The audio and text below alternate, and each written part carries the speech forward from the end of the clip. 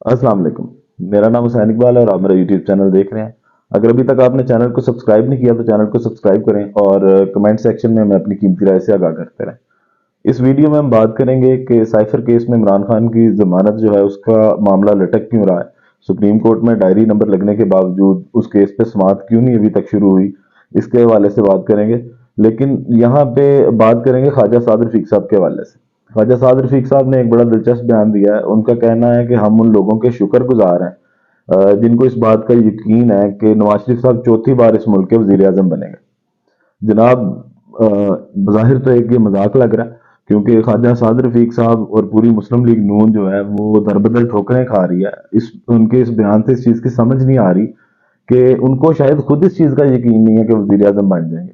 तो वो किन लोगों के शुक्रगुजार हो रहे हैं कि जनाब उन लोगों का शुक्रिया जिनको इस बात का यकीन है। यकीन तो आपकी पार्टी को खुद भी नहीं है। आप कभी जो है वो डील की तरफ देख रहे हैं, आप कभी अवाम की बातें करते हैं कि हम अवाम में जाएंगे, फिर आप इत्तेहाद की तरफ जा रहे हैं, सीट एडजस्टमेंट की बातें करते हैं। आप ख्वाजा साद रफीक साहब खुद गए हैं एमकेएम के साथ इत्तेहाद करने के लिए, और पाकिस्तान मुस्लिम लीग फंक्शनल के साथ इत्तेहाद की बातें चल रही हैं, मुस्लिम लीग नून की। और इन दोनों पार्टीज के साथ कभी भी पाकिस्तान मुस्लिम लीग नून की आइडियालॉजी कभी मिली नहीं है। ये हमेशा जो है वो एमकेएम को भी चंद सीटों की पार्टी समझते रहे हैं, और ये कहते रहे हैं कि जनाब वो जो है मुफाद परस्त पार्टी है। ये पाकिस्तान मुस्लिम लीग नून का नजरिया रहा है हमेशा से एमकेएम के लिए, और आज ही उनके साथ हाथ मिलाने चलेंगे। इसके साथ साथ बाप पार्टी की बात करें तो बाप पार्टी से भी इत्तेहाद की बातें की जा रही हैं पाकिस्तान मुस्लिम लीग नून की जानिब से। और ये बाप पार्टी वही बाप पार्टी है जिसके बारे में मरीम नवाज साहबा कहती थी कि इस पार्टी का बाप जो है, बाप पार्टी का बाप जो है उसके बारे में सबको पता है। इनको हर काम करने से पहले अपने बाप से इजाजत लेनी लेनी पड़ती है। तो आज वही पाकिस्तान मुस्लिम लीग जो बाप पार्टी पे ये तनकीद करती थी, शायद उनका और पाकिस्तान मुस्लिम लीग नून का बाप शायद अब एक ही हो गया, और दोनों जो है वो इत्तेहाद की तरफ जा रहे हैं। इसके साथ साथ जनाब एक और बहुत दिलचस्प बयान ख्वाजा साद रफीक साहब की जानिब से आया है कि हम ये चाहते हैं कि तमाम पार्टीज को मौका मिलना चाहिए शफाफ इलेक्शन में हिस्सा लेने का, और सबको जो है वो लेवल प्लेइंग फील्ड मिलनी चाहिए। जनाब, आप वाकई ये चाहते हैं? आपने अपनी लीडरशिप से पूछा है कि वो यही चाहते हैं? क्योंकि जो ग्राउंड रियलिटीज हैं वो बिल्कुल डिफरेंट हैं। बातें इस चीज की हो रही हैं कि आप और पाकिस्तान मुस्लिम लीग नून और पाकिस्तान पीपल पार्टी ये मिलके कुछ इस तरह की स्ट्रेटजी बनाएं कि पाकिस्तान तहरीक इंसाफ को मजीद खुडे लाइन लगाया जाए, उनकी सख्तियों को बढ़ाया जाए, और जिस तरह निगरान हुकूमत के जरिए पाकिस्तान तहरीक इंसाफ की जो इलेक्शन मुहिम है उसको रोकने की कोशिश की जा रही है। जैसे कराची में ही देख लें तो जलसा करना था पाकिस्तान तहरीक इंसाफ ने, जिसकी उन्हें इजाजत नहीं मिली, और जलसा जो है वो तहरीक इंसाफ को मनसूख करना पड़ा है। तो आप इस तरह की बातें ना करें जो आपकी लीडरशिप भी जिसको पसंद नहीं करती, लोगों को बेवकूफ ना बनाए। आपने शायद वाकई जो है वो लोगों को अब चूंटियां समझ लिया है, लेकिन अवाम अब जनाब चूंटियां नहीं है, अवाम में शऊर आ चुका है। तो बयानबाजी से पहले भी आप सोचा करें कि आप किस तरह के बयान दे रहे हैं, और अवाम को बेवकूफ बनाना छोड़ दें।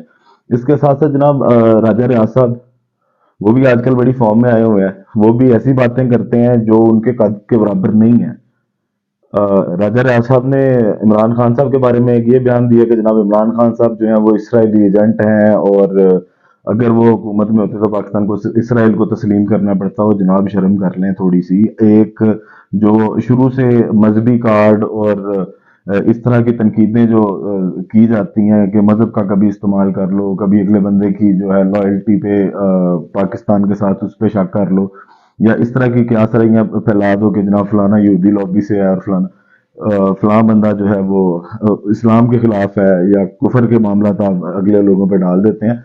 तो खुदारा शर्म करें, इस चीज से बाहर निकलें। इस सारे घिनौने खेल से पाकिस्तान पहले बहुत ज्यादा जो है वो नुकसान उठा सका है। तो इस तरह की बातें तो आपको ना जेब देती हैं और ना आपका कद इतना है। वो पंजाबी की एक मिसाल है ना कि जात दी कोर कर ली थे शतीरा नु जप्पे। तो आप इमरान खान साहब के बारे में ना ही बोलें तो बेहतर है। उसके साथ साथ राजा रियाज साहब ने भी एक और बड़ा दिलचस्प बयान दिया है। उस बयान में उन्होंने कहा है कि जनाब पाकिस्तान मुस्लिम लीग नून के पास इतनी जगह नहीं है।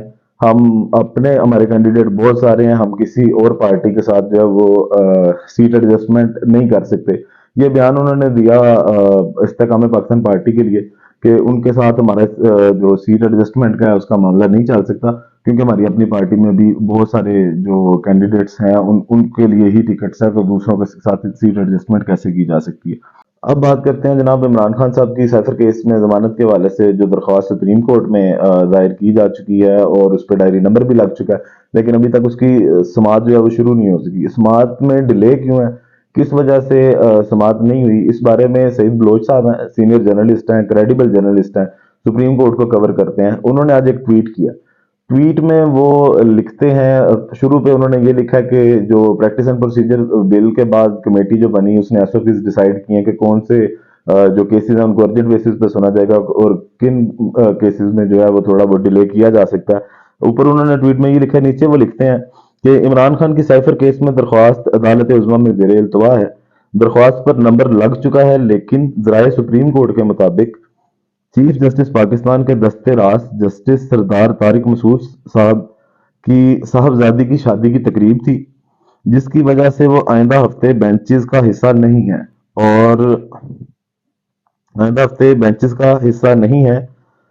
اس لیے شاید عمران خان کی درخواست بھی سماعت کے لیے مقرر نہیں کی گئی۔ اگرچہ منظور کردہ پالیسی کے مطابق ضمانت بعد از گرفتاری مقدمات کو ترجیحی بنیادوں پر سنا جائے گا، اور عمران خان سابق وزیر اعظم ہے اور سائفر کا جعلی کیس بھگت رہا ہے، ملک سے بھاگنا نہیں چاہتا، نام ای سی ایل میں شامل ہے، اس کے باوجود سیاسی انتقام کا نشانہ بنایا جا رہا ہے اور ماتحت عدالتیں اس سیاسی انتقام کے جرم میں برابر کی شریک ہیں۔ دیکھنا یہ ہے کہ سپریم کورٹ کیا فیصلہ سناتی ہے یا کیا انصاف کرتی ہے۔ اس کے ساتھ ساتھ وہ لکھتے ہیں جناب ایک سوال یہ بھی ہے کہ عمران خان کا کیس جسٹس سردار طارق مسعود کے علاوہ کسی دوسرے جج کے سامنے مقرر کیوں نہیں کیا جا رہا۔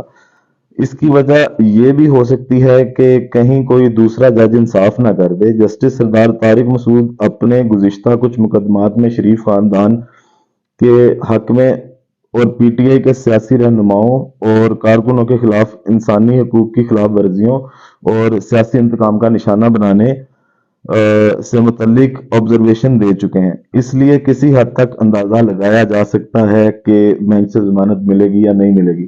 جناب یہ ٹویٹ سعید بلوچ صاحب کی جانب سے کیا گیا اور وہ سپریم کورٹ میں جو عمران خان صاحب کی درخواست زیر التوا ہے اس میں ڈیلے کیوں ہو رہا ہے، سماعت کیوں نہیں شروع ہوئی، اس کے بارے میں انہوں نے بات کی ہے، اور نیچے انہوں نے تھوڑا سا اشارہ بھی دیا کہ لگتا ہے ایسے ہی ہے کہ جہاں پہ بھی انصاف بالکل ویسے ہی ہوگا جیسے آج کل انصاف کیا جا رہا ہے۔ مطلب انصاف کے ترازو جو ہیں وہ برابر نظر نہیں آتے بظاہر تو۔